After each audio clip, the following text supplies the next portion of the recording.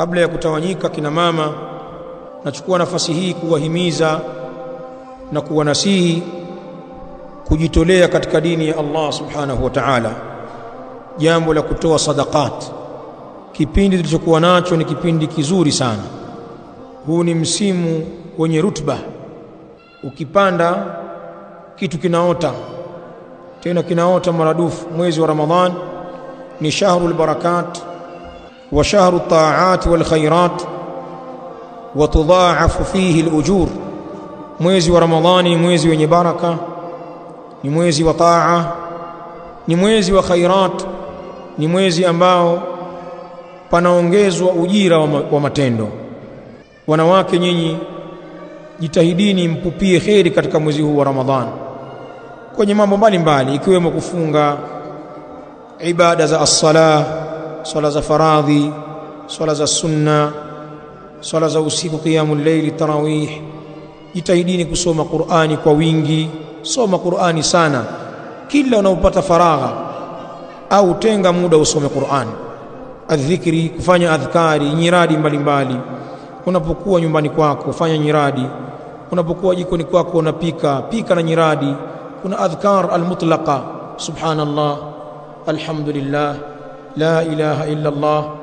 Hizi ni adhkar mutlaqa, zinasemwa taimu yoyote, mahala popote, kasoro tu chooni na maeneo ya najis. Ukasema la haula wala quwwata illa billah, la ilaha illa Allah wahdahu la sharika lah, lahu almulku wa lahu alhamdu wa huwa ala kulli shay'in qadir. Adhkar, fanya dua, muombe Allah dua kila unapomaliza kuswali swala ya sunna. Jitahidi, nyanyua mikono yako, muombe Allah, muombe akusamehe, muombe akuhifadhi, akupe mwisho mwema, akuwafikie katika amali za khairat, akukubalie ibada zako, akuhifadhi wewe na familia yako na vipenzi wako. Omba dua, lakini pia katika mambo ya kheri ya kufanya, na hili ndio lengo langu. Jitoleeni mali zenu, sadaqa.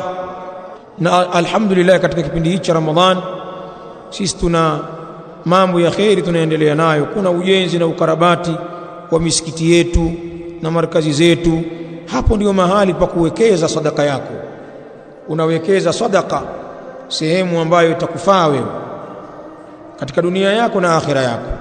Sasa jihimizeni huko, mtembee na hela zenu. Mnazo hela, mnazo na vijia kiba vyenu. Wako wanawake wanafanya kazi, wanafanya biashara, wana vipato. Wako mabingwa wa vibati huko, wana majina 10, 15, majina 7, 8. Ukipokea kibati, toa sadaka, utapata khairati, utabarikiwa. Nyie mnafahamu dalili nyingi zimekuja kwenye Qur'ani na kwenye sunna za kuhimiza kutoa. Kwa hivyo tunawahimiza mtoe kwa ajili ya khairat. Hili ni jambo la muhimu kulisema. Wanaume wanaminyana kwelikweli, watu wanatoa masha Allah na mambo yanakwenda, tunayaona. Nyinyi wanawake msiwe nyuma, nyinyi pia mna nafsi, mtakuja kuulizwa. Basi nadhani haya mmeyasikia. Hadha wallahu ta'ala a'la wa a'lam, wa sallallahu wa sallam ala nabiyyina Muhammadin wa ala alihi wa ashabihi alkiram ajma'in, wa jazakunallahu khairan.